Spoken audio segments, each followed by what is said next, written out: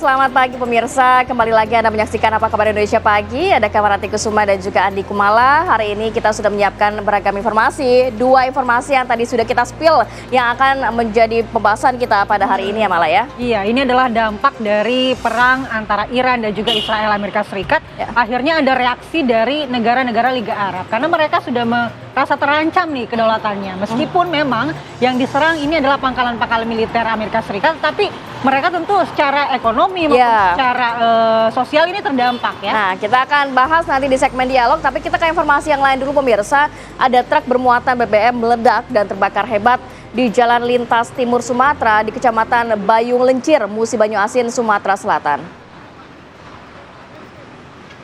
Truk tangki diduga bermuatan BBM ilegal meledak dan terbakar akibat mengalami kecelakaan dengan menabrak truk box yang berada di depannya.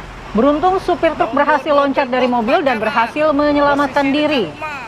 Petugas pemadam kebakaran dibantu aparat kepolisian akhirnya berhasil memadamkan api. Peristiwa ini sempat membuat jalur lalu lintas Timur Sumatera mengalami kemacetan.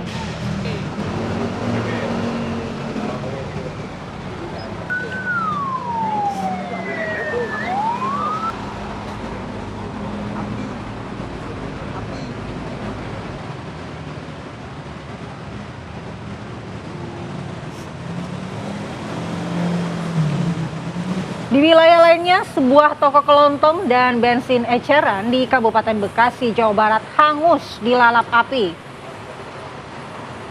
Kebakaran tersebut berawal saat pemilik bensin eceran sekaligus warung sembako sedang memindahkan bensin dari dalam drigen ke botol dengan menggunakan selang. Namun naas, bensin yang akan dipindahkan ini terjatuh hingga berceceran dan api menyala menyambar pembakaran sampah yang berada di sebelah ruko miliknya. Kobaran api juga menjalar ke toko elektronik dan juga toko minyak wangi yang memang berada tepat di sebelahnya.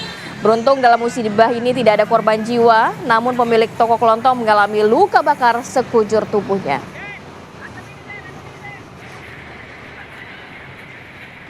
Ini juga masih dari informasi kebakaran pemirsa, seorang warga tewas dalam insiden kebakaran yang terjadi di Palembang, Sumatera Selatan.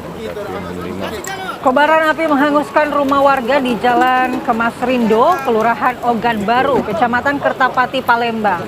Warga yang mengetahui kejadian berusaha melakukan pemadaman dengan menggunakan alat seadanya. Petugas pemadam kebakaran sempat mengalami kesulitan karena sempitnya akses jalan untuk menuju lokasi kebakaran. Api baru dapat dipadamkan 1 jam kemudian. Setelah proses pemadaman selesai, baru diketahui satu orang warga berjenis kelamin laki-laki tewas dalam insiden ini. Diduga korban tak bisa menyelamatkan diri karena terjebak kobaran api. Sementara itu kebakaran diduga akibat korsleting listrik.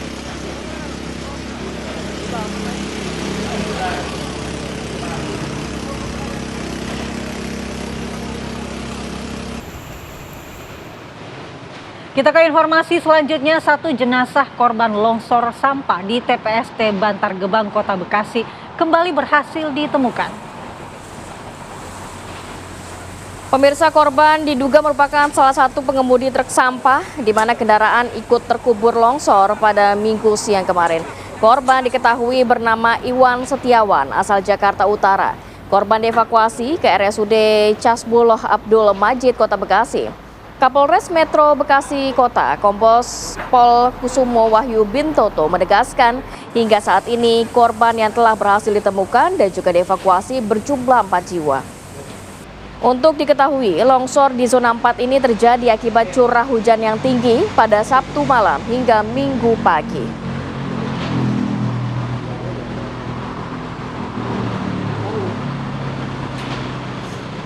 Ya, kita ke informasi selanjutnya pemirsa. Banjir melanda sebagian wilayah di Jakarta sejak semalam. Di wilayah Kebon Pala, Kampung Melayu, Jakarta Timur, bahkan ketinggian banjir mencapai 1,5 meter. Banjir mulai melanda permukiman warga di kawasan Kebon Pala, Kampung Melayu, Jakarta Timur sejak Sabtu sore. Ketinggian banjir antara 1 hingga 1,5 meter. Meskipun ketinggian air naik cukup signifikan, namun sebagian warga memilih bertahan di rumah mereka masing-masing. Aktivitas warga pun lumpuh total seiring dengan akses jalan yang tidak bisa dilalui kendaraan. BMKG memperkirakan cuaca di sebagian wilayah DKI Jakarta akan diguyur hujan ringan pada Minggu hingga malam hari. Jadi memang sejak Sabtu sore ya kita di wilayah Jakarta merasakan hujan yang cukup deras, akhirnya berakibat terhadap sejumlah wilayah ya malah ya. Betul, ada sejumlah yang daerah tergenang di banjir Jakarta dan juga sekitarnya seperti Bekasi, Tangerang, Tangerang Selatan juga semuanya mengalami banjir kemarin. Ini kawasan Pondokarya, Mampang, Jakarta Selatan juga diterjang banjir lebih dari 1,5 meter. Jadi petugas gabungan yang bersiaga di kawasan Pondokarya, Mampang, Jakarta Selatan, petugas menyisir banjir dengan melakukan evakuasi warga yang membutuhkan. Hingga Minggu siang kemarin pemirsa, ketinggian banjir di Pondokarya, Mampang ini mencapai lebih dari 150 cm, meski kondisinya hujan saat itu sudah berhenti. Jadi terlihat banyak warga yang juga masih memilih untuk bertahan di rumahnya masing-masing meskipun banjir cukup tinggi di daerah. Iya, kalau kita lihat ketinggiannya lumayan ya. Ya.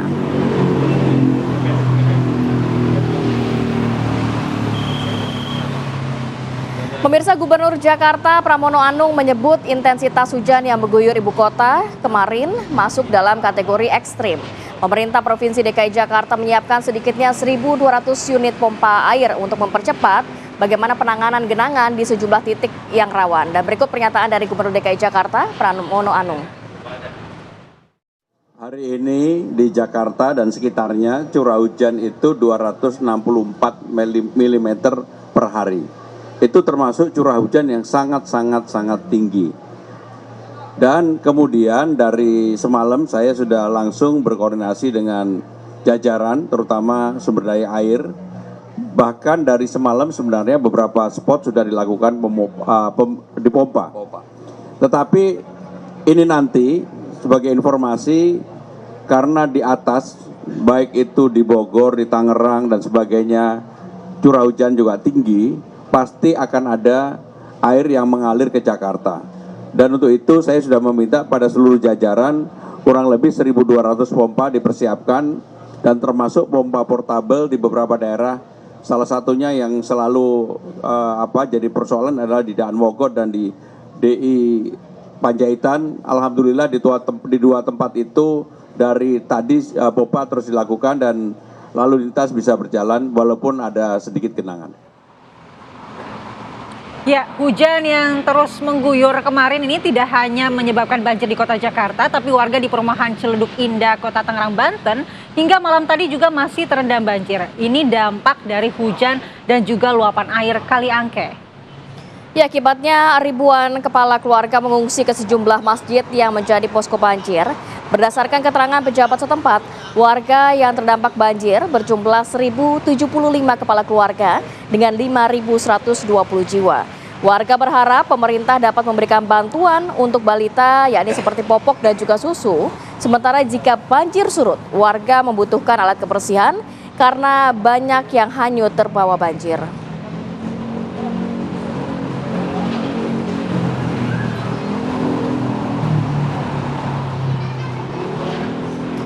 Sementara banjir hingga 4 meter pemirsa ini menggenangi perumahan Priuk Damai Kota Tangerang, Banten. Petugas gabungan juga harus berjibaku mengevakuasi warga yang terdampak. Banjir di Kota Tangerang, Banten meluas yang menggenangi rumah warga sejak kemarin. Perumahan Priuk Damai Kota Tangerang salah satu terparah yang dilanda banjir. Banjir merendam rumah warga hingga 4 meter atau setinggi atap rumah warga. Ini terlihat di layar kaca Anda pemirsa. Dan petugas gabungan berusaha mengevakuasi warga yang bertahan di rumah mereka. Proses evakuasi ini harus dilakukan hati-hati karena terhalang kabel listrik. Ada 265 kepala keluarga atau 860 jiwa yang terdampak. Warga terpaksa mengungsi di sebuah masjid yang berdekatan dengan perumahan. Warga berharap bantuan dari pemerintah terutama untuk berbuka puasa karena akibat banjir aktivitas warga menjadi terganggu. Ini cukup parah sih ya karena ini sampai atap. Iya, sangat parah. Bahkan udah mau menyentuh kabel-kabel listrik ya. Bahkan posko banjir ya ini masjid yang berada di wilayah tersebut pun sebenarnya kondisinya juga masih terendam air ya, tapi mungkin bangunan masjidnya juga masih bisa digunakan untuk posko banjir. Iya. Ya, kita berharap ya karena bulan suci Ramadan pastinya aktivitas warga ini agak terganggu dengan banjir yang terjadi di situ. Baik, jelang pukul 7 di hari Senin pagi ini apakah kemacetan masih terjadi? Kita langsung ke Brigadir Sara dari NTMC Polri untuk menginformasikan lalu lintas pada pagi hari ini. Selamat pagi Brigadir Sara, silakan dengan informasi Anda.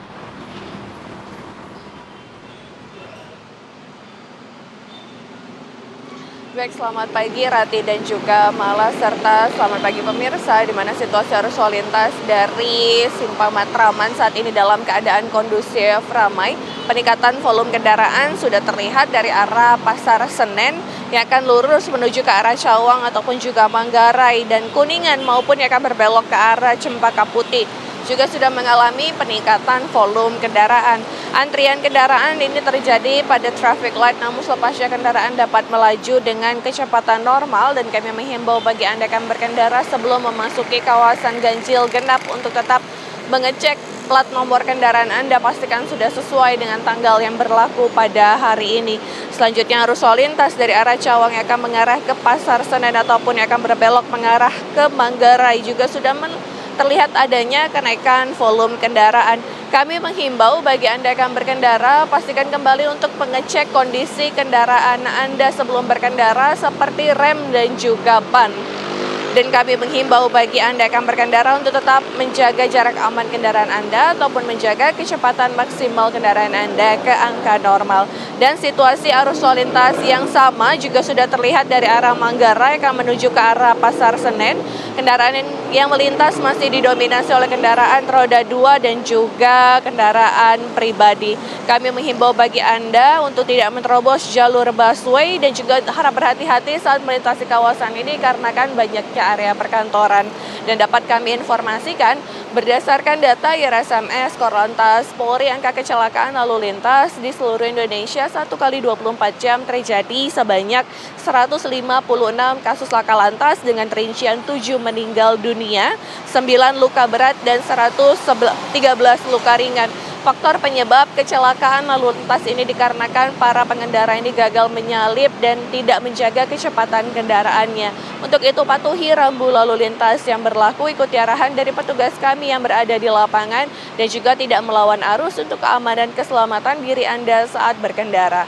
Dan untuk informasi tentang kondisi arus lalu lintas, Anda dapat menghubungi call center kami di 1500669 ataupun melalui SMS Center di 9119.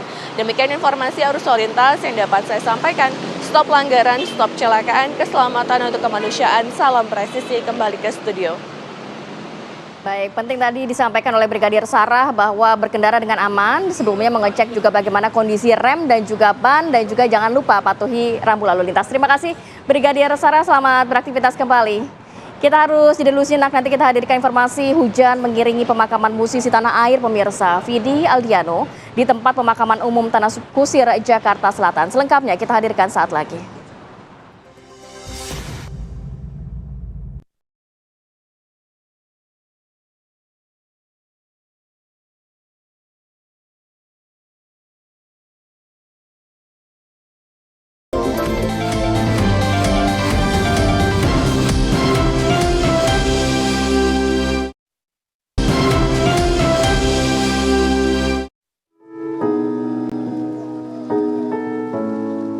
Hujan mengiringi pemakaman musisi tanah air Vidi Aldiano di tempat pemakaman umum Tanah Kusir, Jakarta Selatan. Proses pemakaman berlangsung hikmat, diiringi doa dan lantunan ayat suci Al-Quran. Sejumlah sahabat dan rekan dekat almarhum seperti Deddy Corbuzier, Afgan, Hesti Purwadinata, Vincent Rompis, Habib Jafar, dan Bunga Citra Lestari turut mengantarkan Vidi ke peristirahatan terakhirnya. Kepergian Vidi tidak hanya meninggalkan duka bagi keluarga dan sahabat, namun juga bagi para penggemar dan industri musik tanah air. Vidi itu orang yang paling kuat dan sabar yang aku tahu, dan tentunya dia orang yang paling merasa bersyukur ya. Di saat aku tahu juga hidupnya nggak mudah, dan dia selalu jadi support system aku secara emosional. Di saat kapanpun aku merasa down, merasa sedih, aku selalu ceritain every details ke Vidi dan dia selalu menerima semuanya, dan dia selalu nasehatin aku yang baik-baik, yang positif-positif. Sakit itu penggugur dosa, sehingga beliau sudah 7 tahun mengalami sakit, tapi beliau tidak pernah mengeluh, menjalani itu secara ikhlas, dan justru semakin dekat kepada Allah, semakin banyak ibadahnya. Beliau secara langsung sering bertanya berbagai hal kepada saya terkait dengan ibadah di tengah rasa sakitnya. Maka 7 tahun rasa sakit itu insya Allah menggugurkan dosa-dosa beliau, sehingga kita sebagai orang yang kenal yakin insya Allah beliau husnul khotimah. Ngecek apakah obatnya yang sudah aku pakai 5 tahun itu masih berfungsi atau enggak, dan hasil April itu lumayan. Sebelum meninggal dunia, Vidi Aldiano sempat memutuskan rehat dari dunia hiburan. Sejak 2019, suami dari artis Sheila Dara itu berjuang melawan kanker ginjal. Sosok Vidi Aldiano dikenal sebagai musisi berbakat yang telah melahirkan berbagai karya dan menginspirasi banyak orang. Dari Jakarta, Syahda Yustiza, Indra Galih, TV One mengabarkan.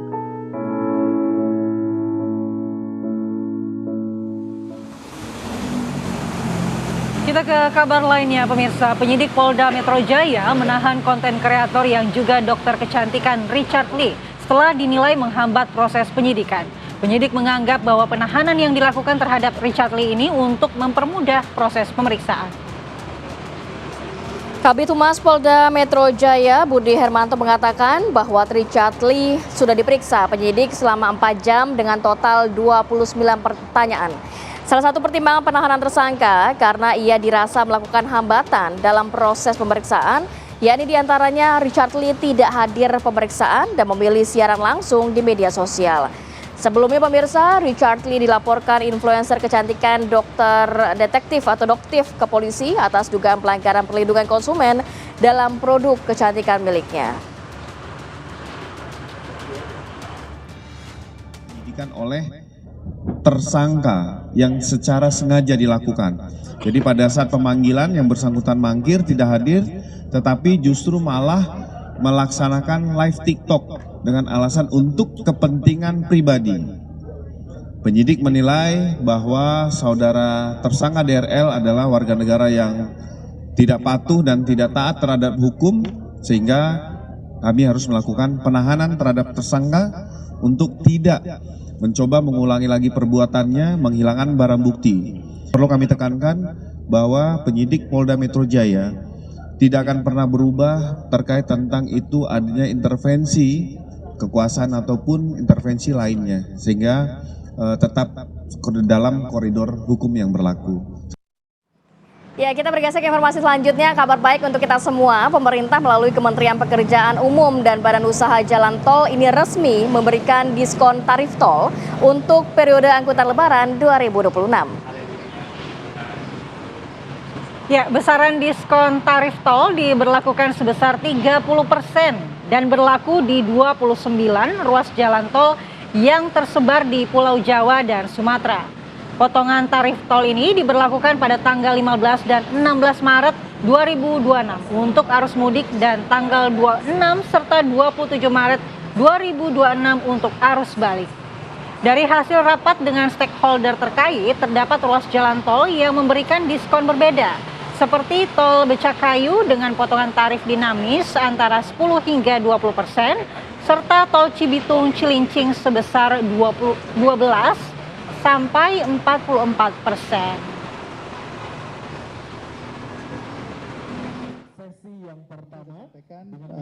Ruas-ruasnya, kemudian waktunya dan seterusnya. Jadi insya Allah nanti sesuai tadi yang disampaikan oleh Kepala BPJT lah, diskon 30% itu kita akan terapkan. Kami ajak pemirsa untuk jeda terlebih dahulu, tapi kami akan kembali dengan membahas ketegangan di Timur Tengah yang kembali meningkat. Para menteri luar negeri negara-negara anggota Liga Arab ini melakukan pertemuan. Apa isi pertemuannya dan apa dampaknya dalam perang Timur Tengah ini sesaat lagi.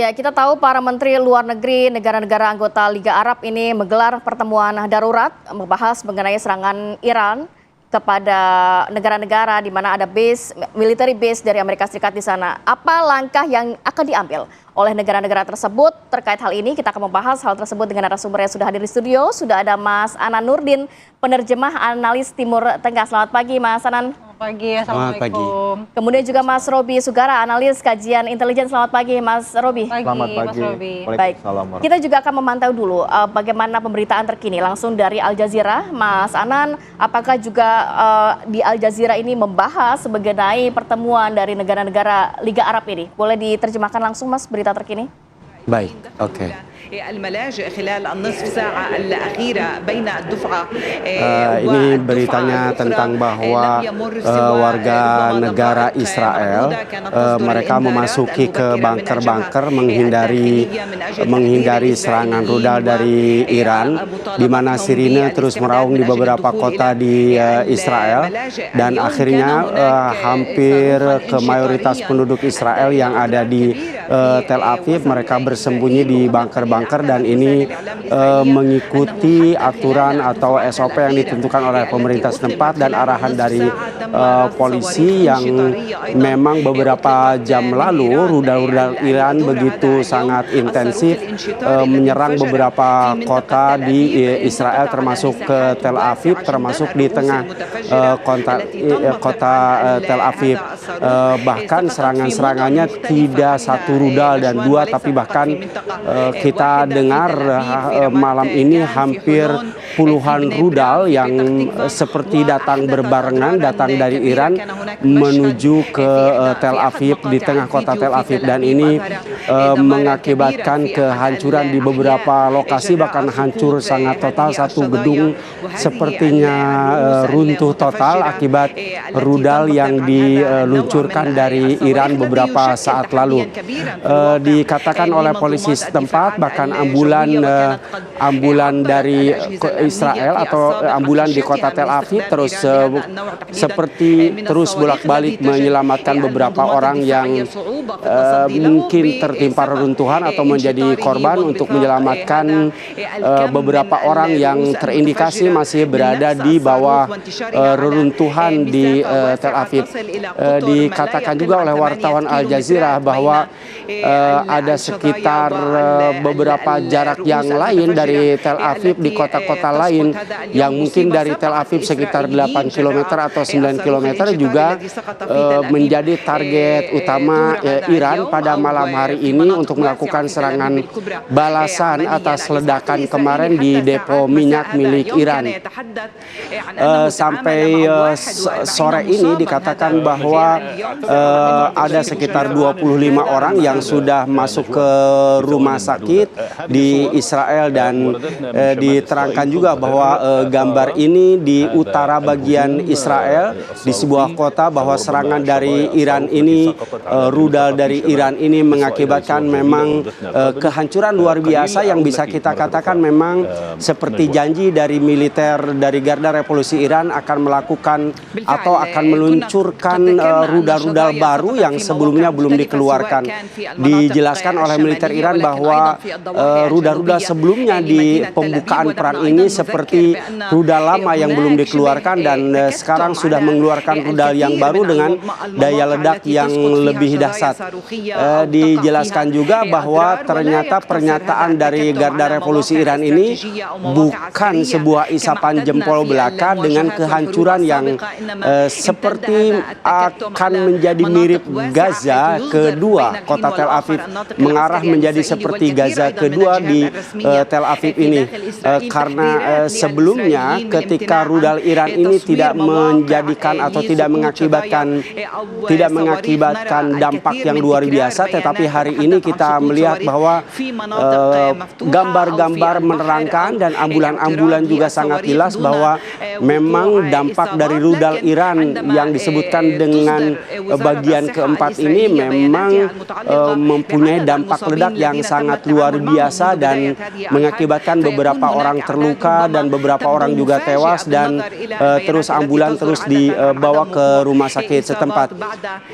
Menurut wartawan Al Jazeera memang belum ada pernyataan resmi dari pihak Israel. Benjamin Netanyahu tidak mengatakan atau tidak mengeluarkan pernyataan resmi, tetapi dikatakan bahwa beberapa pejabat setempat mengatakan bahwa 20 korban luka dari rudal yang beberapa saat lalu meledak di kota Tel Aviv, di tengah kota Tel Aviv, dan dikatakan bahwa menurut Menteri Kesehatan setempat bahwa jumlah korban bahkan juga terjadi di tempat pengungsian yang sebelumnya dikategorikan sebagai tempat aman bagi rakyat Israel, tetapi ternyata tempat pengungsian itu juga menjadi tempat yang diserang oleh rudal Iran tersebut.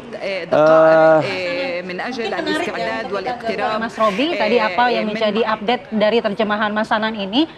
Kalau kita lihat ternyata Iran kemudian meningkatkan level dari serangannya dan juga sudah menggunakan rudal-rudal baru. Rudal-rudal lamanya sudah dihabiskan. Itu juga pertanyaan dari pernyataan resmi dari Iran kemarin. Lalu apakah tadi kalau kita melihat kondisi di Tel Aviv di mana warganya kemudian lari bersembunyi ke bunker-bunker, itu intelijen dari Israel sudah mengetahui bahwa strategi serangan Iran kemudian sudah mulai berubah?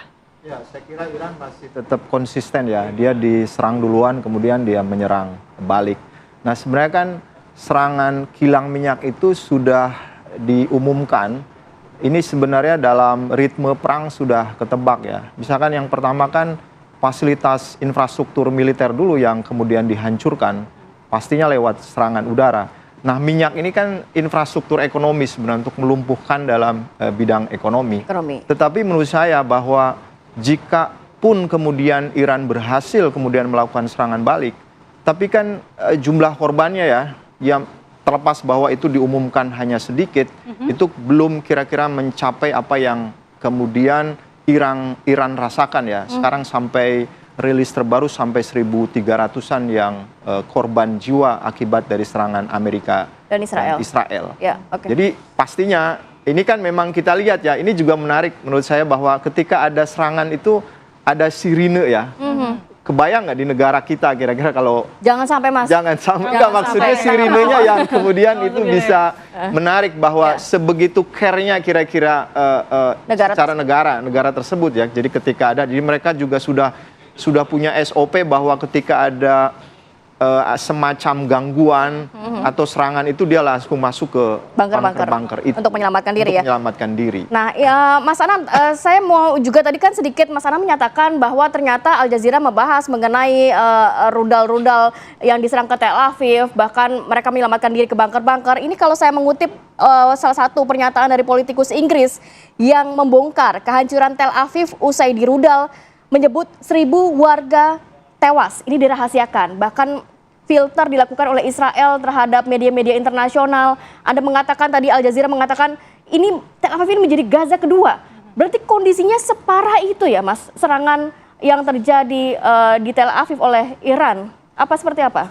Ya, memang gambarannya itu tidak bisa terekam oleh beberapa kamera media internasional secara disebutnya itu secara terbuka, karena kantor Al Jazeera sendiri di Tel Aviv itu ditutup dan wartawan Al Jazeera juga diusir dari seluruh wilayah Israel, sehingga akses media, hampir seluruh media tidak mempunyai akses. Ini sebetulnya menjadi karakter negara yang dalam kondisi berperang ya. Artinya bahwa kebebasan pers itu sangat dikekang, dibatasi demi psikologi negara. Dalam hal ini psikologi para kombatan, para tentara Israel, karena kalau tahu bahwa kehancuran sedemikian parah dan menjadi menjadi berita di internasional, ini kan akan menjadi indikasi bahwa Israel tidak sehebat yang kita pikirkan sebelumnya, bahwa pertahanan udara Israel juga tidak sehebat seperti yang sebelumnya, yang kita tahu bahwa mereka sudah berinvestasi di pertahanan udara dengan Iron Dome-nya dengan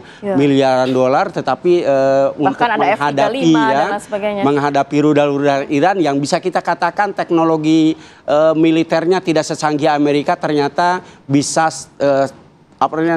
dikatakan bahwa senjata pertahanan udara Amerika dan Israel itu kalah oleh strategi atau oleh senjata yang sangat murah yang diproduksi oleh Iran. Ini mengindikasikan bahwa pertahanan udara yang dimiliki oleh mereka itu tidak secanggih yang dibayangkan, bahkan hanya bisa dihancurkan oleh drone kamikaze yang dimiliki oleh Iran, yang justru drone tersebut sekarang bisa dikatakan menjadi senjata yang sangat mematikan bagi pertahanan Israel dan juga bagi pertahanan udara Amerika yang sebelumnya sepertinya mereka menjanjikan keamanan kawasan regional negara-negara Teluk, monarki-monarki Timur Tengah, diyakinkan oleh Amerika bahwa kalau pangkalan kami didirikan di negara Anda, Anda akan kita lindungi. Ya, aman aman lah. Tapi ternyata buktinya sekarang justru negara-negara di Timur Tengah, ke beberapa hari lalu pejabat-pejabat Qatar dan Uni Emirat Arab itu berkunjung ke Rusia dan ke Ukraina sekaligus meneliti bagaimana produksi dari drone baru sebetulnya milik Amerika Serikat, drone Marep milik Amerika Serikat bisa mengalahkan drone Iran yang diproduksi oleh Rusia juga. Ya, ini sebetulnya karena ada kerjasama militer antara keduanya ya. Betul. Jadi akhirnya negara-negara di Timur Tengah itu seperti kehilangan keyakinan kepada Amerika Serikat. Betulkah Anda bisa melindungi kami atau kami harus mencari alternatif sekutu strategis baru, dalam artian mungkin kepada Rusia atau kepada China gitu ya. Kemudian permasalahan lain yang muncul dari kekuatan Iran ini adalah bahwa membuka mata negara-negara Timur Tengah bahwa bisa kita katakan sekuat itukah Iran gitu ya, mampu menghadapi serangan negara adik kuasa. Walaupun banyak yang mengatakan belakangan ini Iran bisa presisi menargetkan tempat Amerika Serikat dan Israel, itu juga bantuan dari Rusia dan Cina, katanya ada main cantik di belakang begitu ya. Ya memang. Bantuan secara mungkin intelijen dan lain sebagainya. Ya memang selama ini mereka menjadi mitra strategis kerjasama di bidang teknologi militer, bahwa satelit yang digunakan gitu ya, itu adalah satelit milik China, support dari China, sehingga memang Amerika Serikat sendiri tidak bisa mematikan satelit untuk menghantam rudal-rudal yang diluncurkan oleh Iran tersebut. Oke, Mas Robi, mungkin Anda ingin menanggapi soal terkait tadi apa yang disampaikan oleh Rati juga, bahwa ternyata kepresisian target-target dari Iran ke Israel maupun Amerika Serikat ini didukung oleh intelijen dari bantuan Cina dan juga Rusia. Saya kira Iran sudah belajar banyak waktu dia mensupport Hamas ya. Bagaimana dia, itu kan pertama kali ketika Hamas dibantu Iran itu bisa menjebol Iron Dome ya. Jadi Iron Dome ada berapa sih? Tapi disebar roket waktu Hamas ya, banyak itu kan seberapa kira-kira dia bisa menghalau. Nah dia selalu menggunakan strategi taktik seperti itu. Dia selalu menyebar banyak, kemudian Iron Dome ada berapa, dan dia tadi juga dikatakan Al Jazeera barang-barang yang lama ya, rudal-rudal yang lama. Dia banyak, Iron Dome hanya beberapa, dia ratusan, pasti kan ada yang nyantel, kira-kira gitu. Kalau saya nggak melihat bukan pada suatu presisi ya, tapi Iran melihat banyaknya kemudian rudal yang disebar, kemudian di antara itu ada yang menyasar itu. Kuantitas gitu. Berarti? Yes, kuantitasnya yang diperbanyak. Tapi ini kan perang masih berlangsung ya, jadi belum kira-kira, dan tidak ada tanda-tanda dari Donald Trump untuk menghentikan. Dia selalu mengatakan menyerah unconditional, tanpa syarat. Selalu begitu, jadi artinya ini masih terus berlangsung. Kita juga tidak bisa mengatakan mana yang lebih kuat. Yang jelas Amerika dan Israel akan terus menggempur. Dan sepertinya saya melihat bahwa Amerika dan Israel akan melihat sampai kemudian alutsista mereka, persenjataan Iran itu habis. Karena kan nggak ada suplai dari negara-negara lain, kecuali mungkin yang beredar di berita dia ada bantuan intelijen. Amerika mungkin bisa, Inggris tidak bantu untuk kemudian ikut menyerang, tapi kan dia bisa mengatakan, oke, Inggris tidak bantu, tapi rudal-rudalnya kita beli dong. Kan bisa begitu. Nah ini kemungkinan ke depan ya, yang menurut saya yang pastinya akan memakan korban jauh lebih banyak lagi. Oke, Mas Robi dan juga Mas Ana, nanti mungkin kita juga bisa sedikit membahas terkait pertemuan dari negara-negara Liga Arab yang membahas mengenai serangan Iran, mengganggu stabilitas kawasan, belum lagi langkah apa yang mereka akan ambil. Kita akan bahas ya, saat lagi tetap bersama kami di Apa Kabar Indonesia Pagi.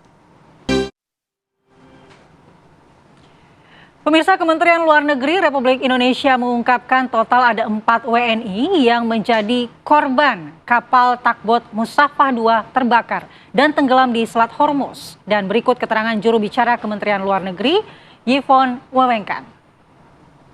Pada 6 Maret 2026, Kementerian Luar Negeri melalui KBRI Abu Dhabi dan KBRI Muscat menerima laporan terkait insiden yang menimpa satu takbot bernama Musafa II berbendera Persatuan Emirat Arab. Musafa II berawak total 7 ABK termasuk 4 WNI ABK dan berpenumpang 6 teknisi termasuk 1 WNI teknisi. Insiden terjadi di Selat Hormuz di antara perairan PEA dan Oman pada 6 Maret 2026 pukul 2 dini hari waktu setempat. Saat insiden tersebut, kapal Musafa II sedang melakukan pengecekan terhadap kapal kontainer Safin Prestige yang rusak. Berdasarkan saksi mata, Musafa II mengalami ledakan yang menyebabkan kapal terbakar. Pada saat kejadian, 4 WNI ABK berada di kapal Musafa II dan 1 WNI teknisi sedang berada di kapal kontainer Safin Prestige. Status para WNI yaitu 1 WNI ABK mendapat perawatan luka bakar dan sedang berada di Rumah Sakit Kota Kazab, Oman, dan 1 WNI teknisi yang selamat telah berada di Kota Abu Dhabi, sementara 3 WNI ABK masih terus diupayakan pencarian oleh otoritas setempat. Saat ini perwakilan RI di PEA dan Oman secara intensif berkoordinasi dengan otoritas setempat dan perusahaan kapal untuk proses pencarian 3 awak WNI yang hilang, dan memastikan perawatan WNI ABK yang selamat, serta terus menyampaikan perkembangan penanganan kepada pihak keluarga di Indonesia. Kementerian Luar Negeri juga mendorong penyelidikan menyeluruh atas insiden ini, dan perwakilan RI sedang berkoordinasi dengan otoritas PEA dan Oman, serta pihak perusahaan kapal. Hingga saat ini, otoritas di PEA dan Oman masih melakukan penyelidikan terkait penyebab insiden ini. Kementerian Luar Negeri kembali menghimbau seluruh WNI di Timur Tengah, termasuk awak WNI yang bekerja di kapal untuk senantiasa meningkatkan kewaspadaan, memantau perkembangan situasi melalui sumber informasi resmi, dan menjaga komunikasi dengan perwakilan RI terdekat. Dan segera lakukan lapor diri untuk memastikan respon cepat dan tepat dari perwakilan RI. Dan dalam keadaan darurat, segera hubungi hotline perwakilan RI terkait. Ya, kita berharap warga negara Indonesia yang masih dinyatakan hilang dapat ditemukan dalam keadaan selamat dan tidak ada lagi warga negara Indonesia yang menjadi korban di sana. Kita lanjutkan kembali perbincangan Mas Robi, Mas Anan. Saya mau ke Mas Robi dulu berbicara mengenai pertemuan darurat yang dilakukan oleh negara-negara Liga Arab. Apakah nanti Anda melihat ini akan berpotensi membentuk blok politik baru yang secara lebih tegas berhadapan dengan Iran? Tapi kan berbicara mengenai hal ini, Rusia dan juga Cina pasti tidak akan tinggal diam melihat Iran nanti mungkin diserang banyak pihak, karena mereka kan juga butuh eksistensi dari Iran di wilayah Timur Tengah.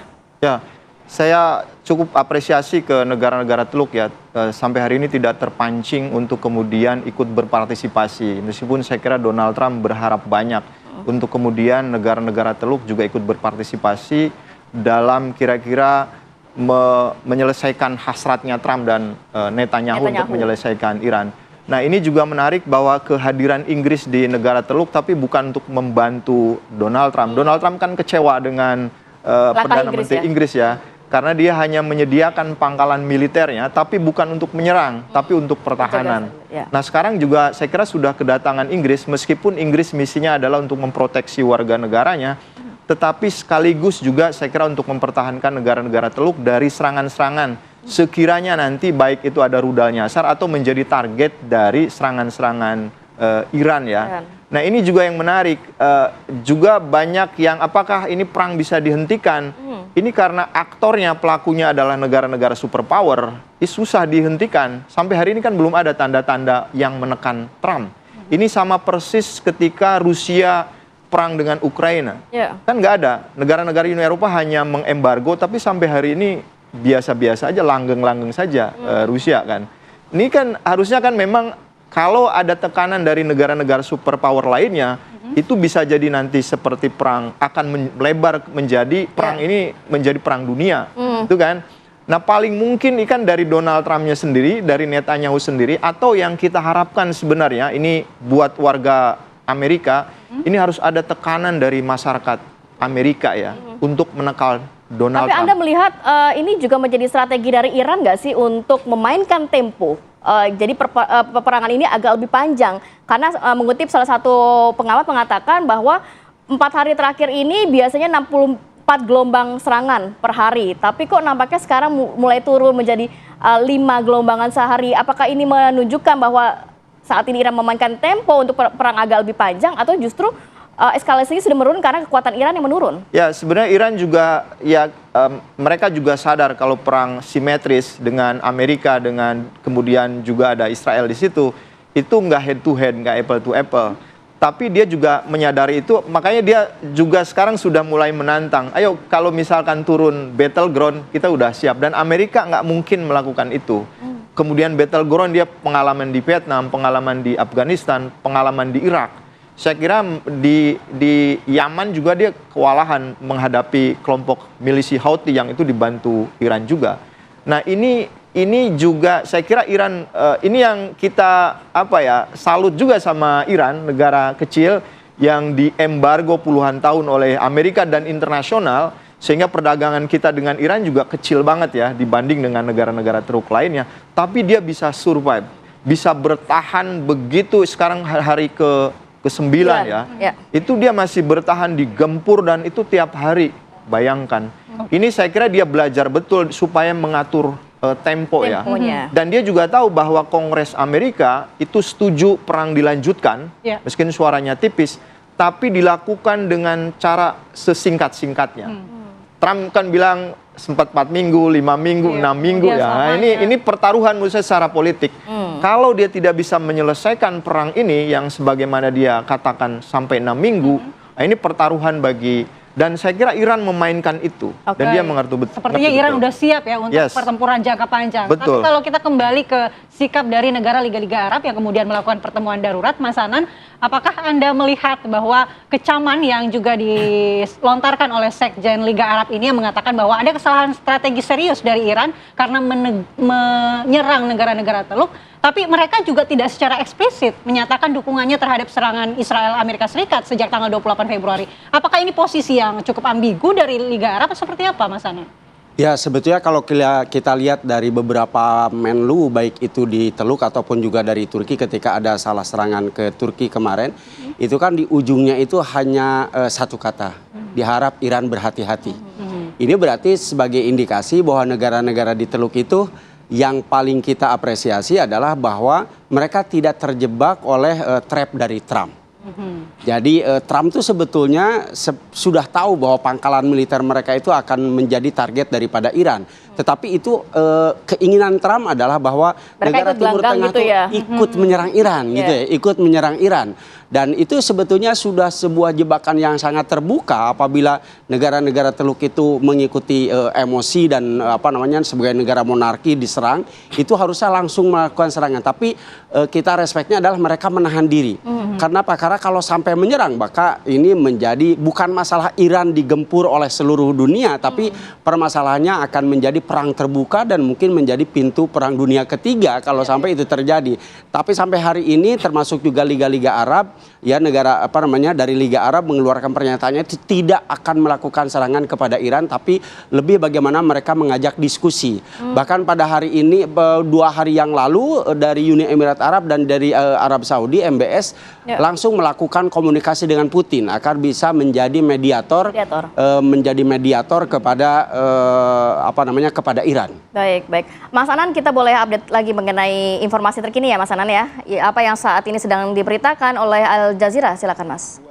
واستخدم فيها مجموعة من الصواريخ التي تستخدم أيضا ذات القدرة الفائقة التي Al Jazeera masih berbicara tentang serangan ke Israel dan juga serangan kepada Iran. Dikatakan bahwa ini laporan dari Iran, dikatakan bahwa serangan kepada Iran dari Israel dan juga dari Amerika Serikat, juga intensitas serangan dari Amerika Serikat dan Israel ini sangat naik dengan sangat tajam sekali. Dikatakan bahwa Teheran sekarang dalam kondisi yang sangat luar biasa, tensinya sangat luar biasa tinggi dan menyerang beberapa tempat-tempat yang strategis di Iran. Tetapi di lain pihak, Iran, militer Garda Revolusi Iran mengatakan bahwa mereka juga meningkatkan serangan ke beberapa markas-markas pangkalan militer Israel Israel dan juga Amerika Serikat yang ada di beberapa negara di Timur Tengah, dikatakan bahwa mereka tidak ada yang bisa menyetop Iran, tidak ada yang bisa menghancurkan Iran, dan tidak ada yang bisa mengatur Iran. Dikatakan bahwa Trump tidak bisa mengatur Iran. Ini adalah pernyataan dari Garda Revolusi. Dikatakan bahwa justru Trump harus bertanggung jawab kepada rakyatnya atas apa yang mereka lakukan kepada rakyat Iran.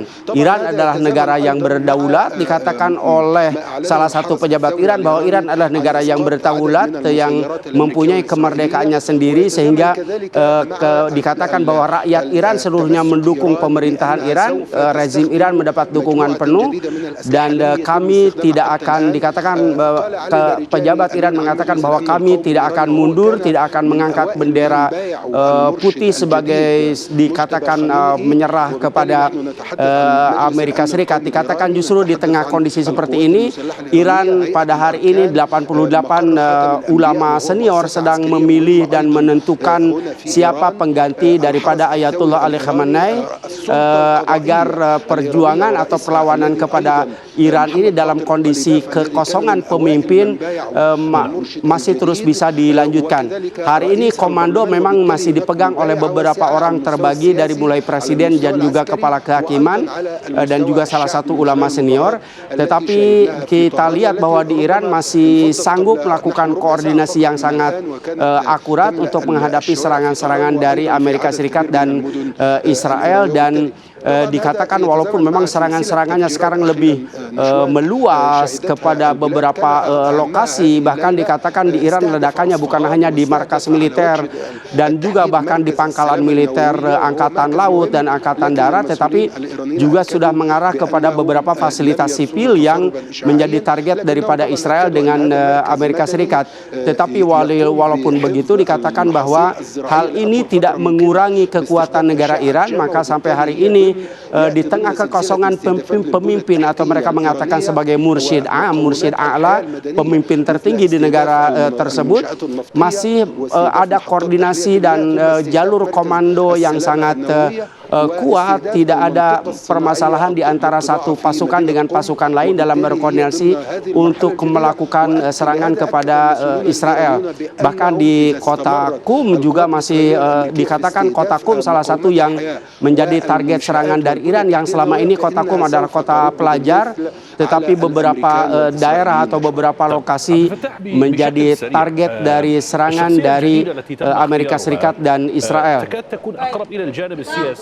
Minta tanggapan dari Mas Robi. Kalau tadi disampaikan bahwa sebenarnya di Iran saat ini juga sudah tengah mempersiapkan kepemimpinan yang baru. Apakah memang Iran saat ini sebenarnya sudah punya nih pemimpin namun belum mau dipublikasi?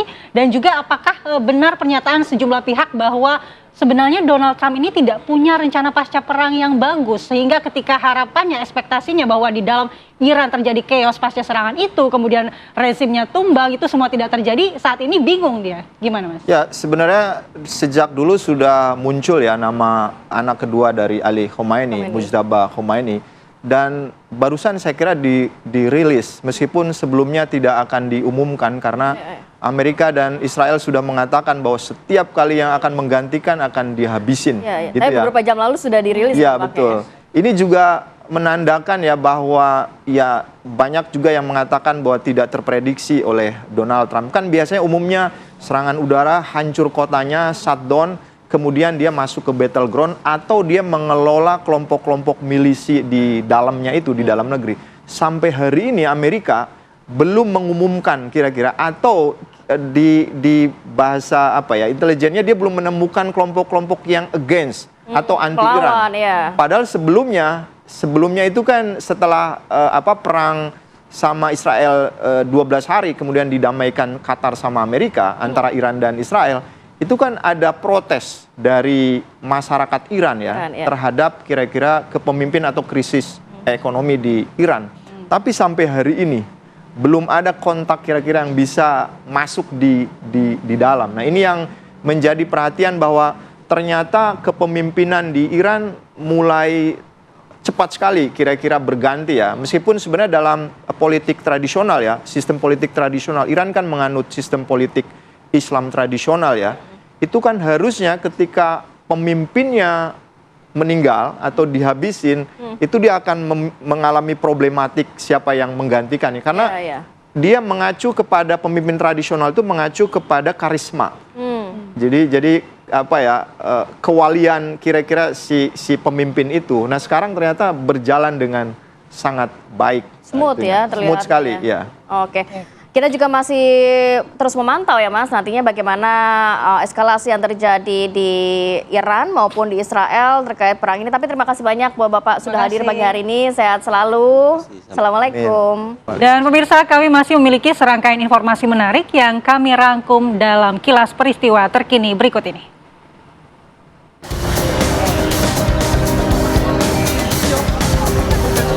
Truk diduga bermuatan BBM ilegal meledak dan terbakar hebat usai menabrak truk box yang melaju di depannya di Jalan Lintas Timur Sumatera di Kecamatan Bayung Lencir, Musi Banyu Asin, Sumatera Selatan. Kobaran api membuat warga sekitar dan pengguna jalan panik. Beruntung, sopir truk berhasil loncat dari mobil dan berhasil menyelamatkan diri. Petugas pemadam kebakaran dibantu aparat kepolisian akhirnya berhasil memadamkan api. Peristiwa ini sempat membuat jalur lintas timur Sumatera mengalami kemacetan.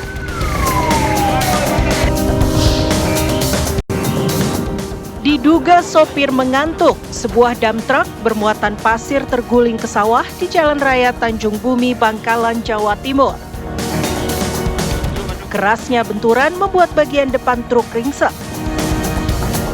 Menurut saksi, sebelumnya truk yang melaju dari arah barat tampak oleng ke kanan dan menabrak pohon. Diduga sopir mengantuk saat kejadian. Beruntung tidak ada korban jiwa dalam peristiwa ini.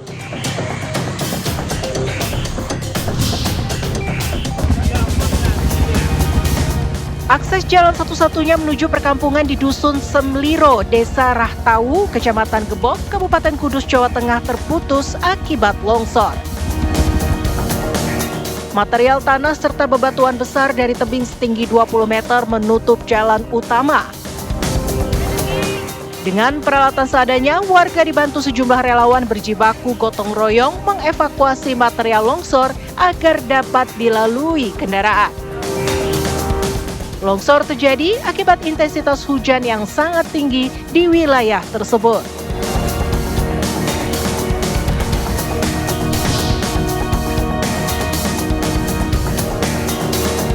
Tim SAR gabungan menemukan korban yang jatuh dari kapal cepat Karunia Jaya dalam keadaan meninggal dunia. Jenazah korban terapung di perairan depan Pulau Merak, Karimun. Diketahui korban bernama Suwandi alias Ationg, 42 tahun, berangkat dari Pulau Buru menuju Karimun. Saat itu korban bersama 8 penumpang lainnya naik di atas dek kapal. Namun dalam perjalanan cuaca berubah gerimis. Korban yang ingin turun ke bawah diduga terpeleset dan jatuh ke laut. Usai dievakuasi, jenazah korban langsung dibawa oleh tim ke Rumah Sakit RSUD Muhammad Sani, Karimun. Tim TV One mengabarkan.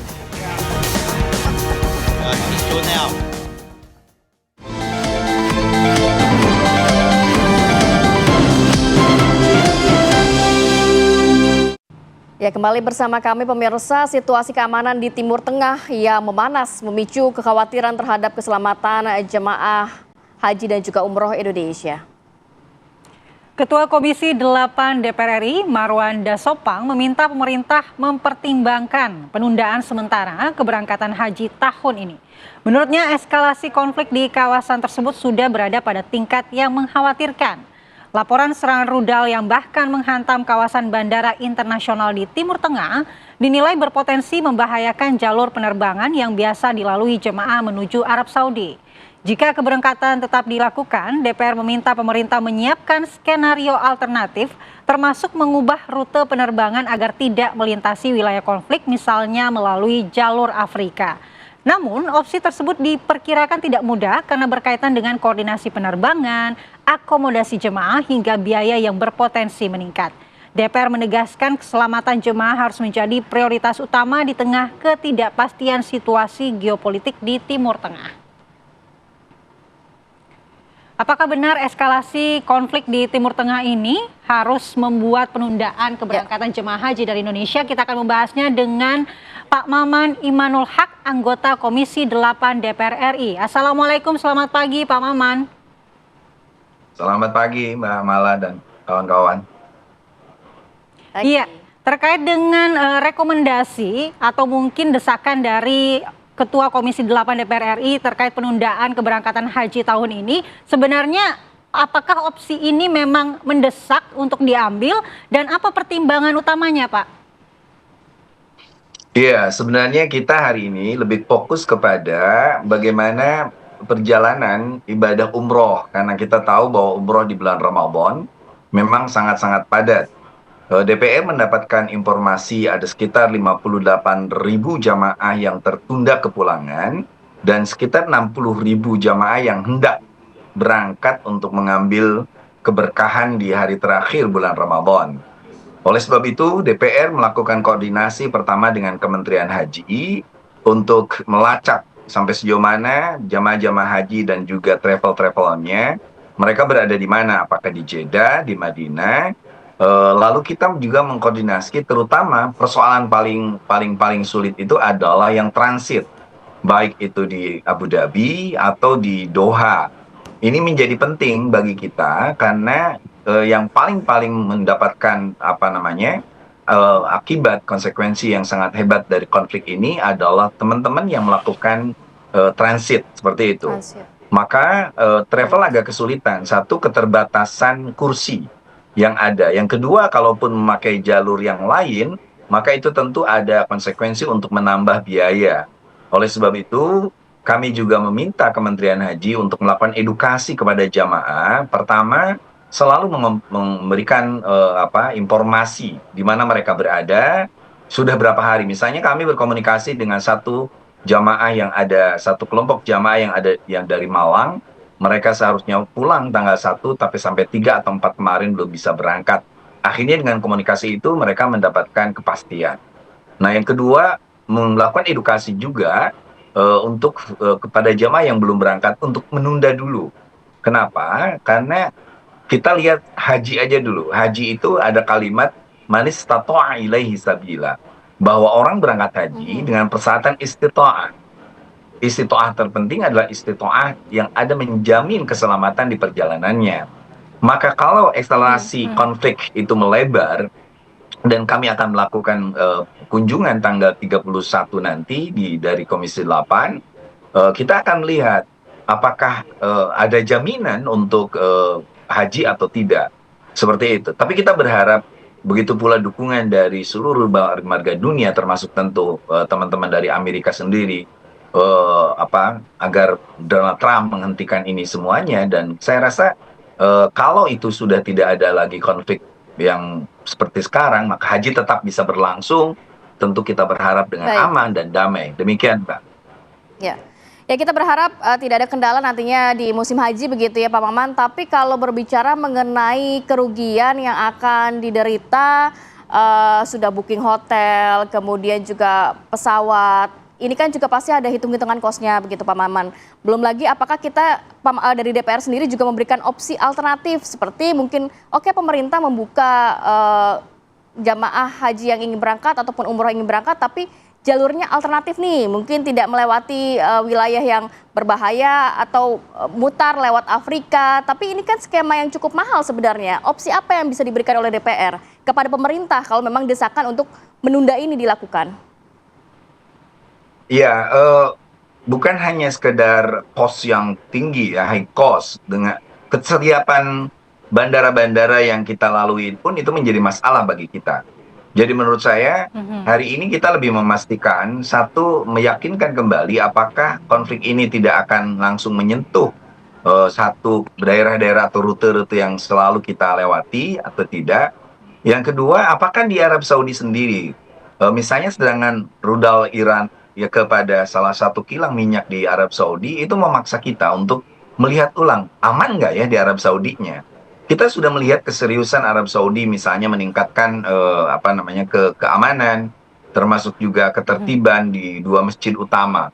Tapi yang terpenting itu kan bandara. di mana exit dan keluar masuk jamaah itu dari bandaranya.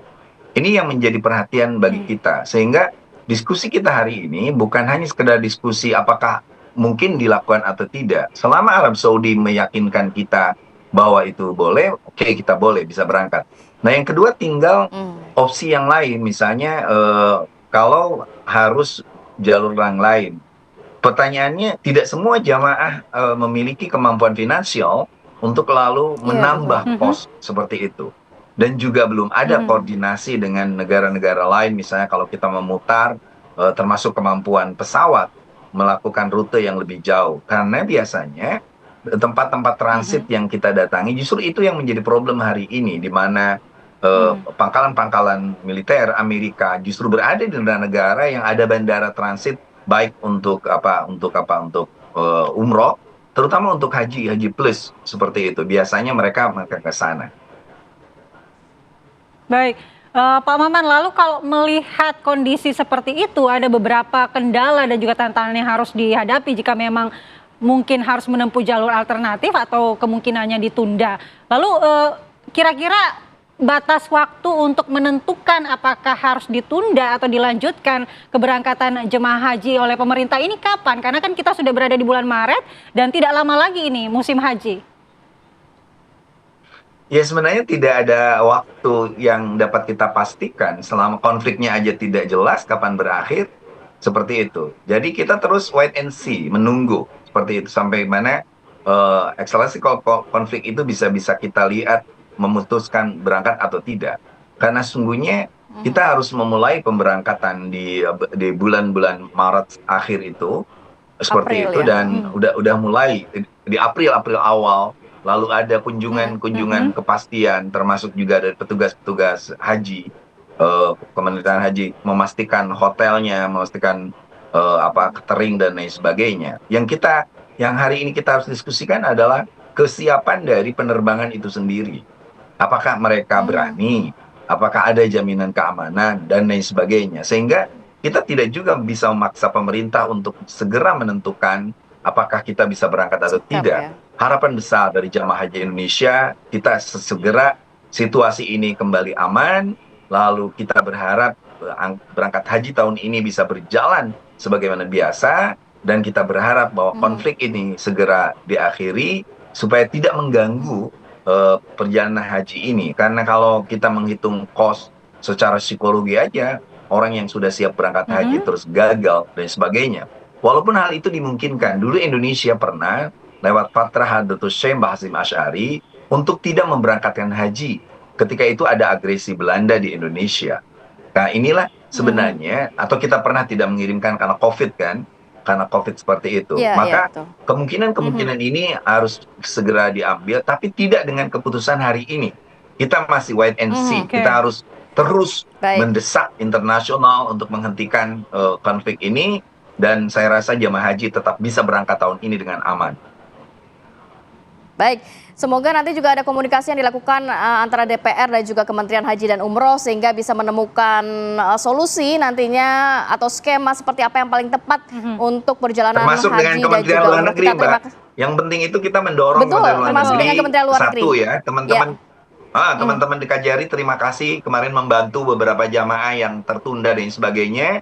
Mereka menemukan tempatnya, lalu mereka bisa membantu memberangkatkan, dan juga Kementerian Haji. Jadi dua institusi itu, Kementerian Luar Negeri lewat KJRI dan Kementerian Haji lewat Dakar-Dakar dan sebagainya, telah berjalan dengan baik. Dan sekali lagi kepada masyarakat agar memberikan informasi sejelas-jelasnya, baik secara umum atau secara personal. DPR RI, terutama Komisi 8 Panja Haji, siap menerima informasi dan meneruskannya agar tidak ada satupun warga Indonesia yang terdampak penundaan ini, apalagi sampai mereka terlunta-lunta, apalagi mereka sampai kehilangan nyawa. Karena nyawa, jiwa itu hal yang prioritas dilindungi oleh negara pada konteks umroh dan haji. Baik, terima kasih banyak Pak Maman Imanul Haq, anggota Komisi 8 DPR RI sudah berbagi informasi dan waktunya. Selamat beraktivitas kembali, Bapak. Assalamualaikum. Assalamualaikum, Pak Maman. Waalaikumsalam warahmatullahi wabarakatuh. Terima kasih, Pak. Baik, kita harus jeda dulu sinak, nanti kita hadirkan informasi ada seorang pria di Kecamatan Tiga Raksa, Kabupaten Tangerang, Banten yang ditemukan tewas bersimbah darah di dalam kamarnya pada Jumat siang. Selengkapnya sesaat lagi. Terima kasih Anda masih bersama kami di Apa Kabar Indonesia Pagi. Jalan kabupaten yang menghubungkan dua desa di Brebes, Jawa Tengah terputus akibat longsor. Badan jalan amblas sedalam lebih dari 30 meter.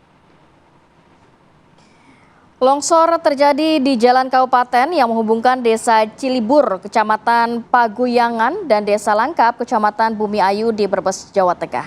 Badan jalan yang ambles sepanjang 20 meter dengan kedalaman 30 meter. Ternyata tidak hanya merusak infrastruktur jalan, di lokasi longsor juga menyebabkan bangunan toilet SMP Muhammadiyah 03 Paguyangan pun ambruk.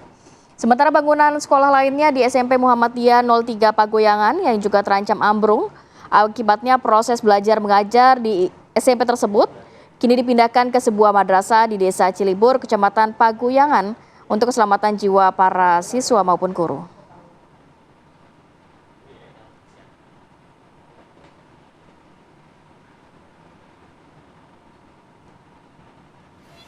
Masih dari Jawa Tengah pemirsa, angin kencang melanda wilayah Klaten, Jawa Tengah yang menyebabkan pohon berukuran besar di kawasan wisata ini tumbang. Peristiwa tersebut mengakibatkan sejumlah lapak pedagang di sekitar lokasi pun rusak. Inilah detik-detik pohon berukuran besar tumbang saat terjadi hujan deras disertai angin kencang. Peristiwa tersebut terjadi di kawasan objek wisata Mata Air Cokro, Klaten, Jawa Tengah. Batang dan ranting pohon menimpa beberapa lapak milik pedagang hingga hancur. Di sela pengecekan di lokasi, Sabtu sore 7 Maret 2026, Kepala BPBD Klaten, Syahruna, menjelaskan total ada 3 pohon besar yang tumbang di kawasan wisata tersebut. Sedangkan lapak pedagang yang rusak ada 6 unit. Peristiwa tersebut terjadi saat angin kencang melanda wilayah Klaten pada Jumat lalu.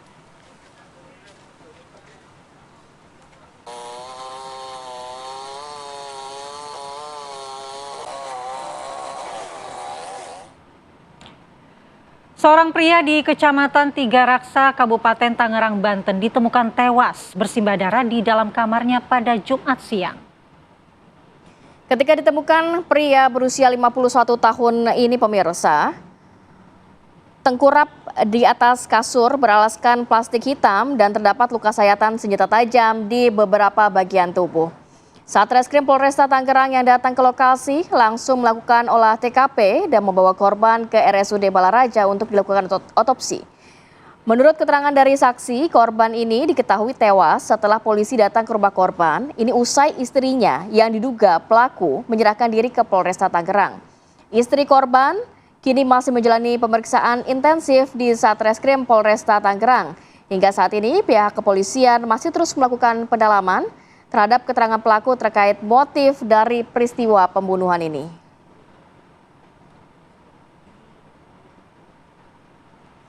Baik, untuk mendalami mengenai kasus ini kita akan bergabung langsung dengan Kombes Pol Andi Muhammad Indra, Kapolresta Tangerang yang sudah bergabung bersama kami. Selamat pagi, Assalamualaikum Pak Kapolres. Waalaikumsalam warahmatullahi wabarakatuh. Selamat pagi Mbak, selamat pagi pemirsa. Baik Mbak.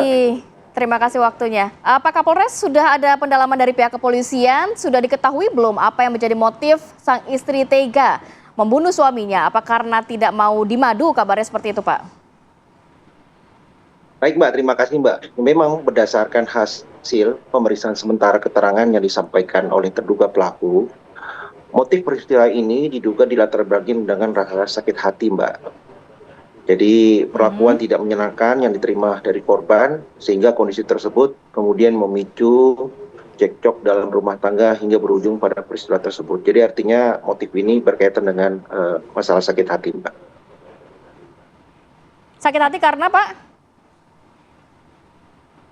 Iya, karena korban sendiri pun beberapa kali menyampaikan perkataan-perkataan yang tidak sopan kepada istrinya sehingga itu menjadi motif daripada perkara kejadian saat ini.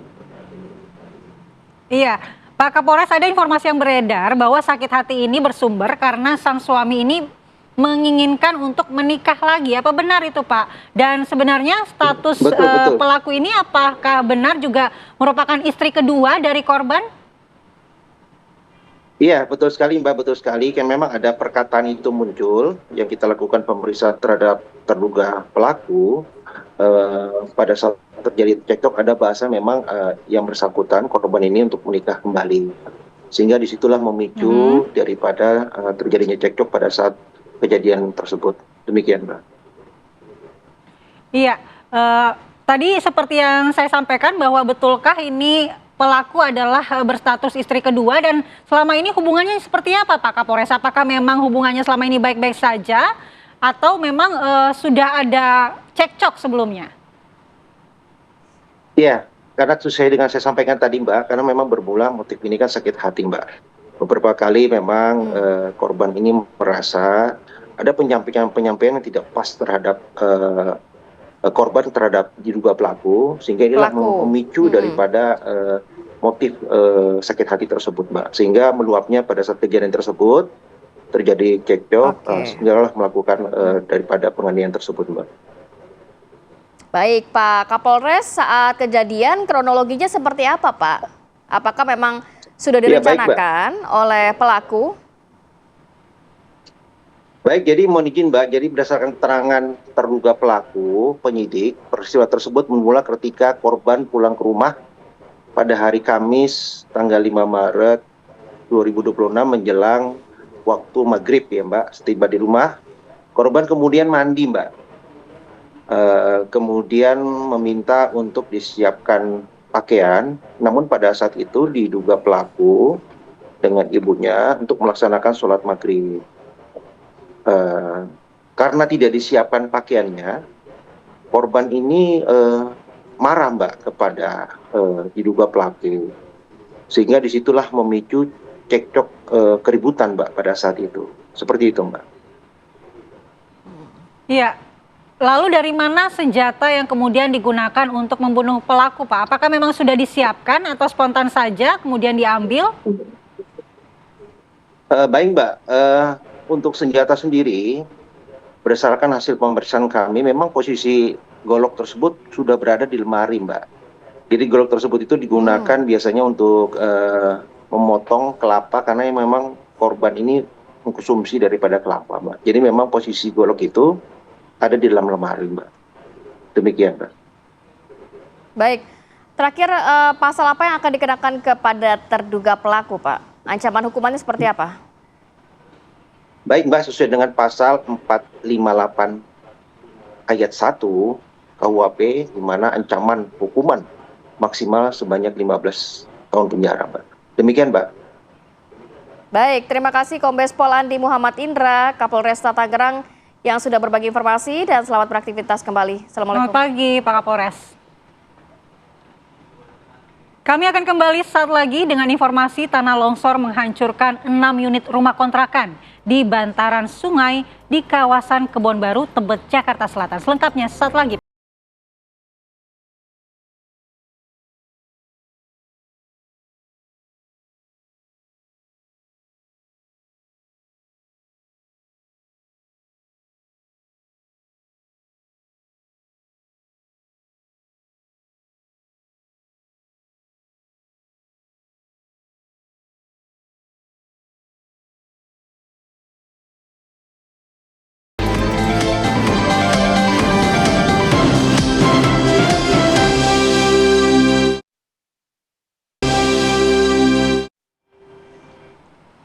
Pemirsa, tanah longsor menghancurkan 6 unit rumah kontrakan ini di bantaran sungai di kawasan Kebon Baru, Tebet, Jakarta Selatan.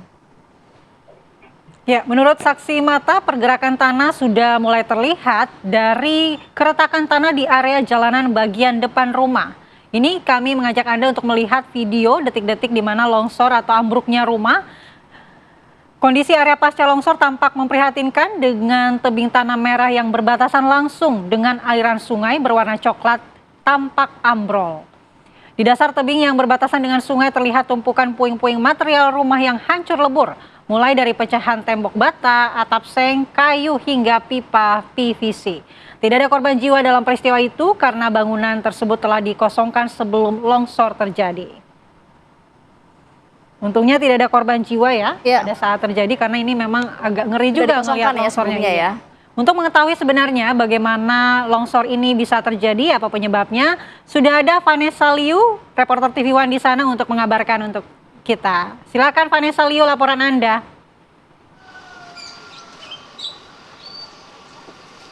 Ya, selamat pagi Ratih, Mala, dan juga pemirsa, mengabarkan langsung dari Kebon Baru, Tebet, Jakarta Selatan, di mana kemarin di media sosial sempat dihebohkan dengan tampilan bahwa beberapa rumah kontrakan di Kebon Baru ini mengalami ambles atau longsor yang tepatnya berada di bantaran Sungai Ciliwung, di mana dalam rekaman CCTV terdapat 2 anak sekolah yang sedang berjalan menyusuri area bantaran sungai ini, dan kemudian tiba-tiba terlihat untuk jalanan dan juga rumah di sekitar bantaran sungai ini secara tiba-tiba ambles dan juga puing-puingnya jatuh ke sungai. Sementara ini pemirsa, kami sedang memperlihatkan kepada Anda di belakang saya adalah sisa kayu-kayu dan juga reruntuhan puing dari total ada 3 rumah kontrakan kemarin yang terdampak oleh longsor yang terjadi di bantaran Sungai Ciliwung ini. Longsor ini pemirsa kemarin terjadi secara tiba-tiba saat tanah di tepian kali ini mengalami pergerakan sehingga amblas. Tanah yang menjadi penopang bangunan di atas ini sudah tidak kuat menahan beban karena memang akhir-akhir ini sedang terjadi hujan dengan intensitas yang cukup tinggi, sehingga ini menyebabkan juga pondasi dari kontrakan di bantaran Sungai Ciliwung ini mengikis sehingga tidak kuat lagi menopang bangunannya, dan kemudian hingga terjadi ambles yang menyebabkan 3 rumah kontrakan ini longsor. Dan puing-puing bangunan ini pemirsa terlihat berserakan di tepian kali, di mana sebagian struktur bangunan juga bahkan terlihat miring dan menggantung di area yang tanahnya sudah tergerus.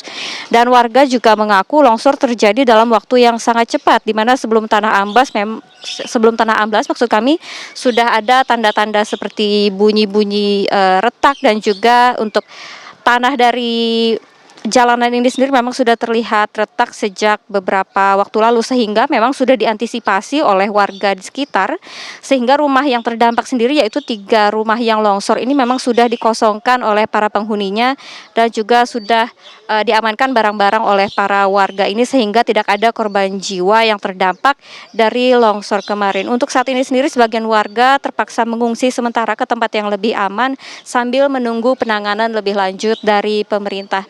Dan untuk saat ini sendiri kami juga sudah bersama dengan salah satu warga yang masih bertahan di wilayah ini, yaitu ada Bapak Effendi. Selamat pagi Pak Effendi. Pagi Ibu. Ya, Pak, Bapak kan rumahnya persis di pinggir sini ya Pak. Bisa diceritakan mungkin Pak, pas kemarin kejadian itu Bapak apakah ada mendengar atau melihat tanda-tanda sebelum terjadinya longsor? Ya emang saya secara langsung ya saya melihat waktu rubuhnya itu, karena ada anak sekolah lewat itu, saya lihat tanahnya ngangkat itu, ya saya kaget melihat rumah itu jatuh, ya kan. Tiba-tiba kan saya melihat lagi di sana, tarik lagi, rubuh lagi semua sampai 3 rumah. Ya itu saya sangat kaget banget lah, sampai saya lari lihat rumah saya sampai goyang. Seberapa cepat sih Pak longsornya kemarin itu sampai bangunan ini bisa roboh semua? Ya hitungan per detik lah. Nggak selamanya, itu baru berapa menit langsung ngabruk gitu, habis. Saya juga kaget banget lah gitu, hitungan saya. Kok bisa begitu, habisnya langsung gitu, nggak ada setahap-setahap itu. Ini langsung ambles semuanya, saya langsung shock juga sih, bilang gitu. Nah, dari 3 rumah yang terdampak ini kan sudah memang dikosongkan oleh penghuninya Pak. Sudah berapa lama sih mereka sadar kalau ini memang akan terjadi longsor? Ya dalam kosongan itu ya selama 3 bulan lah saya udah kasih tahu semua yang punya rumah ini, tolong jangan ditempatkan dulu, saya bilang gitu, nanti takutnya longsornya itu tidak tahu waktunya berapa bulan apa lagi gitu, mendingan dikosongin, saya bilang gitu. Nah ini kan memang kita bisa lihat tanahnya juga sudah mulai turun ya Pak, sedangkan Bapak juga rumahnya di pinggir banget nih. Kira-kira ada nggak sih kekhawatirannya akan terjadi longsor susulan nih Pak? Ya saya sih mintanya nggak sampailah terjadi lagi ya. Ini udah ada pertolongan untuk yang menancapkan kayu-kayu ini, nanti secepatnya minta dikasih turapan batu aja, saya bilang gitu. Jadi saya merasa agak aman lah, ya kan. Tapi kalau untuk Bapak sendiri kenapa masih memutuskan untuk bertahan di sini nih Pak? Ya karena saya kelahiran di sini, ya saya juga bingung kalau dioper ke jauh-jauhan gitu, saya pindah lagi ya mungkin uang saya juga nggak punya, saya bilang gitu. Saya orang pas-pasan di sini gitu. Terus ini kalau saya tinggalin ini saya mau di mana lagi? Saya tetap aja tinggal di sini, saya bilang gitu. Untuk sejauh ini apakah sudah ada imbauan mungkin Pak dari petugas atau pemerintah untuk mengungsi, atau apakah akan ada solusi sementara yang ditawarkan? Ya kemarin sih udah sama Pak Sekel itu, saya udah ditawarkan untuk ngontrak dulu dalam 1 bulan. Saya bilang dia mau taruh di atau apartemen Manggarai. Saya bilang saya nggak mau ke sana. Saya bilang kalau bisa saya minta uangnya aja untuk kontrak. Saya bilang gitu. Oh ya nanti saya uruskan, katanya, kalau masalah minta uangnya dulu saya nyari sendiri, saya bilang gitu. Kalau dicariin di sana saya nggak mau, saya gituin, terlalu jauh, gitu. Makasih ya Pak. Ya, baik pemirsa, untuk sementara ini memang wilayah dari bantaran Sungai Ciliwung ini memang sangat rentan, di mana kita bisa melihat dari samping sendiri. Nah, memang fondasi dari beberapa bangunan sudah tampak semakin rapuh, di mana fondasinya juga sudah terlihat kopong karena terus tergerus oleh debit air dari Kali Ciliwung ini. Untuk sementara warga yang tinggal di sini masih was-was, namun juga masih belum mendapatkan solusi untuk apakah kedepannya akan terus bertahan di tempat ini ataukah akan mendapat bantuan dari pemerintah. Kita akan nantikan bagaimana kelanjutan dari penanganan kasus ini. Demikian yang dapat kami sampaikan, Ratih dan juga Mala. Kami kembalikan kepada Anda di studio. Baik, terima kasih Vanessa Liu atas laporannya dan selamat bertugas kembali. Baik, kita harus jeda dulu sejenak, nanti kita hadirkan informasi terkait tempat pembuangan sampah terpadu atau TPST Bantar Gebang kembali mengalami longsor pada Minggu sore. Sejumlah pekerja dan juga warga ini dilaporkan meninggal dunia. Selengkapnya sesaat lagi.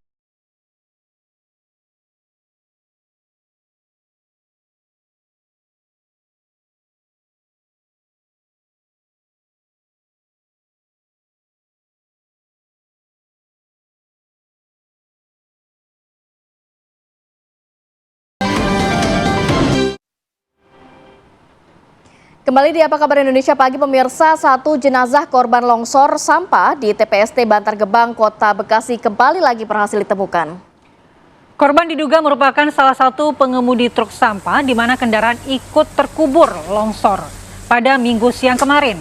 Korban diketahui bernama Iwan Setiawan asal Jakarta Utara. Korban dievakuasi ke RSUD Hasbullah Abdul Majid Kota Bekasi. Kapolres Metro Bekasi Kota Kombes Pol Kusumo Wahyu bin Toto menegaskan hingga saat ini korban yang telah berhasil ditemukan dan dievakuasi berjumlah 4 jiwa. Untuk diketahui pemirsa, longsor di zona 4 ini terjadi akibat curah hujan tinggi pada Sabtu malam hingga Minggu pagi tadi.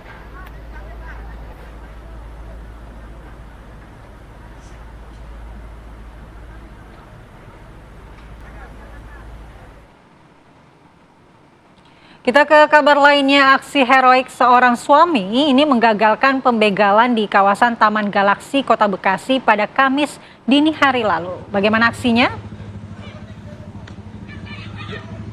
Ya pemirsa, ini peristiwa bermula saat seorang wanita hendak membeli makanan sahur tepatnya, jadi sekitar pukul 3 pagi waktu Indonesia Barat. Merasa khawatir dengan kondisi jalan yang saat itu memang sedang sepi, sang suami ini ternyata diam-diam mengikuti istrinya dari belakang menggunakan mobil.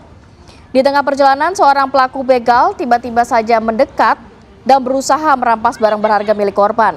Melihat sang istri ini terancam pemirsa, sang suami pun langsung bertindak cepat dengan mengarahkan mobilnya kepada pelaku hingga menabrak pelaku sampai tersungkur. Aksi kejahatan tersebut akhirnya berhasil digagalkan dan pelaku tak berdaya di lokasi kejadian. Ini daerah rumah saya nih dan daerah rumah produser Aki Pagi nih. Waduh, hati-hati Rati, hati-hati kalau keluar ya, beli sahur. Tapi karena mungkin ini dini hari ya, pagi-pagi ya, insya Allah kalau waktunya tidak sepi begini aman sih. Aman. Proud Bekasi proud ya.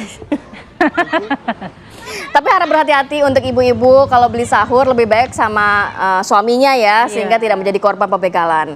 Oke, kita bergeser ke informasi selanjutnya pemirsa. Ini ada rekaman kamera pengawas yang memperlihatkan sebuah kejadian yang dapat dikatakan cukup berbahaya yang menimpa seorang anak kecil di jalan raya. Jadi peristiwa ini terjadi ketika sebuah mobil minibus sedang melintasi tikungan tajam dengan kondisi lalu lintas yang cukup ramai. Dari tayangan tersebut terlihat seorang bocah yang mengenakan baju berwarna merah tiba-tiba terpelanting keluar dari pintu mobil yang ia naiki. Tubuh korban jatuh ke aspal tepat di tengah jalan, pemirsa. Beruntung saat kendaraan lain tengah melintas bisa mengetahui dengan cepat dan menghentikan kendaraan untuk melaju sampai sang anak terbangun dan mengejar mobilnya. Hingga saat ini belum diketahui secara pasti kronologi maupun kondisi terkini dari anak tersebut. Kejadian ini menjadi peringatan keras bagi para orang tua untuk selalu memastikan pintu kendaraan terkunci dengan aman dan menggunakan fitur child safety lock saat membawa anak-anak. Ini penting banget ya, kalau bawa anak-anak memang harus pakai safety child-nya, iya, kemudian harus pakai safety belt juga. Biasanya kalau anak di bawah balita ya masih pakai itu ya car seat ya. Iya, car seat. Itu kan lebih aman, tapi kalau melihat ini kan kondisinya anaknya sudah cukup besar ya.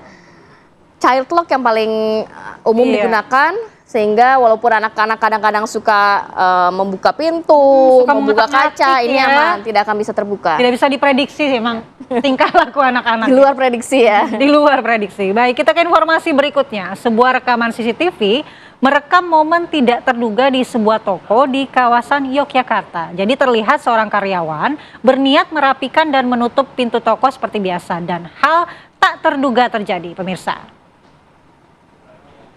Niat baik tersebut justru berujung pada kejadian yang tidak diinginkan. Hanya dalam waktu singkat, pemirsa, pintu besi yang ditarik untuk menutup tiba-tiba saja terlepas dari jalurnya dan juga roboh ke arah depan. Kita melihat langsung ya, orang tersebut langsung tertimpa pintu besi yang sebenarnya cukup berat ini. Situasi seketika menjadi kacau saat pintu tersebut jatuh ke lantai dan menimpa dirinya. Beruntung orang-orang yang memang berada di lokasi kejadian dengan sigap langsung memberikan pertolongan dengan mengangkat pintu tersebut. Saat ini juga belum diketahui, pemirsa, bagaimana kondisi karyawati yang tertiban pintu besi tersebut. Namun kejadian ini mengingatkan kita untuk lebih waspada dan juga berhati-hati. Penting juga bagi para pemilik usaha ini untuk selalu memastikan fasilitas peralatan kerja ini dalam kondisi baik dan juga aman. Keselamatan kerja harus tetap menjadi prioritas utama dalam segala aktivitas. Semoga si mbaknya ya, karyawati ini tidak kenapa-napa. Karena takutnya malah jadi trauma ya kan, harus menutup pintu ini dan membukanya setiap pagi dan sore malam hari. Tapi kayak kalau dilihat memang Bu tutupnya sekuat tenaga ya. Ya, agak berat sebenarnya ya. Kita bergeser ke informasi selanjutnya. Aksi berbahaya sejumlah pengendara mobil di ruas tol Becakayu terekam kamera warga dan juga viral di media sosial. Ini ada aksi meleok-meleok nih ya kalau kita lihat di videonya ya. Jangan dicontoh, pemirsa. Dalam rekaman tersebut terlihat konvoi kendaraan melaju dengan manuver zigzag di tengah jalan tol kawasan Kalimalang, Jakarta Timur. Meski kondisi lalu lintas tergolong sepi, aksi pamer gaya berkendara ini sangat beresiko tinggi. Manuver menyerupai kendaraan di sirkuit balap tersebut dinilai membahayakan pengguna jalan lain, serta berpotensi memicu kecelakaan beruntun di jalan bebas hambatan. Meskipun jalan terlihat sepi, namun aksi tersebut tidak bisa dibenarkan untuk berkendara. Jadi kalau memang mau balapan, ke sirkuit aja. Iya, saya sering lewat Becakayu, agak ganggu juga kalau melihat mobil-mobil ini zigzag begitu, kayak konvoi tapi kan mengganggu ya. Yes. Dari kiri ke kanan, dari kanan ke kiri. Kan ada kendaraan lain juga nih, ini sangat membahayakan.